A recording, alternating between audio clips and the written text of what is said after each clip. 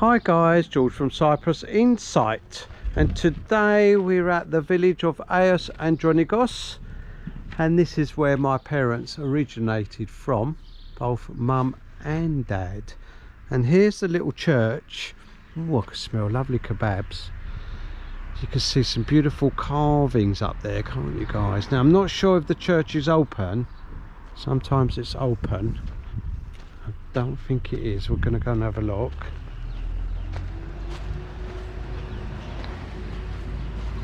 Now it's closed at the moment to visitors, guys, sent for dinners.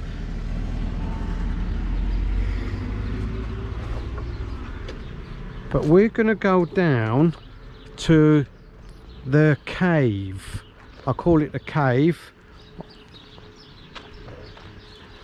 And this is where Saint Fodini used to come every day when she was very young to pray. She used to come to this spot here.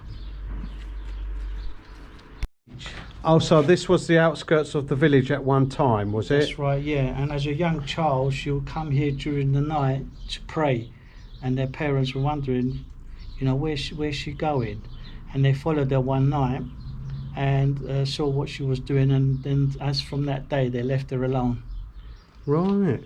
So she discovered the holy water, the well with holy water in it, and that's right down there, isn't it? And we've got a light, so we're going to go and look at the well, and I do believe some bones were discovered down here. Right, so we'll go down to the well. Now you've got to watch your head. Can you put some light? Ooh, watch where you're going. So this is where the holy water is, down here, discovered by Aya Fodini when she was a only a young girl. Well, watch your head. In the well, dry as a bone.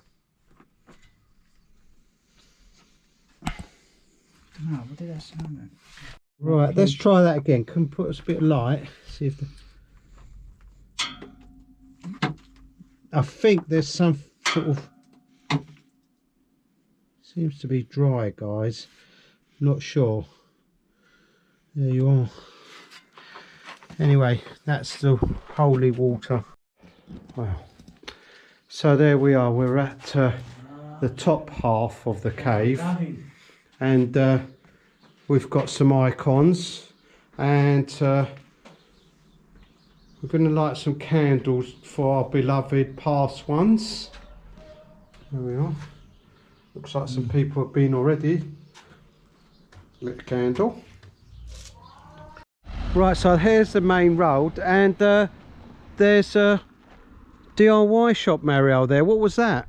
That would have been the grocery shop. Right, okay, and that's the cafe. that was the Gaffanil many years ago. And okay. next to it was a hair. I remember him. He was a hairdresser. Next to it, but it's obviously been modernised now. Right, so the modernised grocery shop was a hairdresser's. Yeah. Right, and where we're going now? This takes up to the what they call the up village, Panochorko. Right, and that's towards the right, is it? And where we're going now? Let's go up to our dad's house where he was born. Right, okay. And that's up on top of this mound? That's right, yeah. Okay, so we're going up there now. Right, so we could come across some snakes, so we should rustle our feet about, is that correct? Yeah, I think so. And that keeps the snakes away, or frightens the snakes. Right, which way up? Right, we're going to go towards the right. It's midday, it's quite hot. Right, so we've got three little houses up here. Looks like they're all stone, and was that football pitch always there? I can't remember that as a child, no. So guys, that football pitch was always there. There we are. And there's the ruins of the houses. Now, we say houses, but there were literally 1 or 2 rooms. And nature's taken its toll, and they have collapsed. So this was one house, and this was the last house to collapse. We did come down here about 12 years ago, and we could go into this house. Now it's gone. And this is the remains of the second house, the middle house. And if we go up to the top, you can barely make out the walls. Okay, so this was the second house, and there's the wall, and further on is the third house, or the other room. And if we go down here, you can see the roof of the first house that had collapsed. And I do believe this probably collapsed approximately 5 or 6 years ago. There's the roof. And this here that I'm standing on here, this would have been our father's house, and the roof had collapsed many years before, and it's been made safe. A lot of the rubble's been taken away and been made safe. So Dad's house was at the end, and it had arches, did it? So have some arches? Yeah, it had 3 arches. So we suspect that there was either 2 houses here, guys, or 3. We're not too sure. We think there might have been 2 houses. That's the end one. That's our father's house. And the one on the right was his brother's house. And they were passed on to them by mum and granddad and grandma. So we're going to make our way on the other side of the village, are we? Or are we going to the school? We go up to the school and to the cemetery first. Okay, we're going to go up to the school, guys. Down there in the valley, you can see the fields. And this is where Mario used to go down when he was much younger and attend those fields down there. And he'll show you later how he used to water the fields. Come up where we stopped at the beginning, where the church is. So the water will start there, and there'll be a little small man-made river running all along the fields.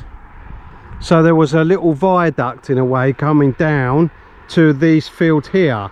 And how would you let the water into the field? Well, you just used to push the soil to one side. At a certain time of the day, you was allowed to say, it depends what you bought, 15 minutes in the day, half an hour in the day, and you would sort of pull the soil to one side, let the water run into your field, and then when your time was up, you close it off, and then the next field will take it on, and so on. Right, so depending on how much money you paid and how big a field, you allowed so much time to water your field down there. That's correct. Okay, let's go down there then. So there was my uncle's house, and just behind here was adjoining near the house was my other uncle's house, just on this lovely road here. It's a bit of a hickledy-pickledy road. Guys, this is where my mum was born, and my granny's house. That's here. And it's in the process of being renovated at the moment. It's quite good, someone making good use of the house, and it's been extended. So let's go in and have a look around, shall we? Come round this way and we'll have a look around. Now this is next door. So this is the toilet, and there's a cesspit in there, guys. I remember that being an old shed, you see. And there's the road going out. Yet another house being renovated. So there you are, guys. And just at the back, There, that's where the donkeys were kept. I'll show you that. There we are. That's where the donkeys were kept in the brand new annex right at the back there.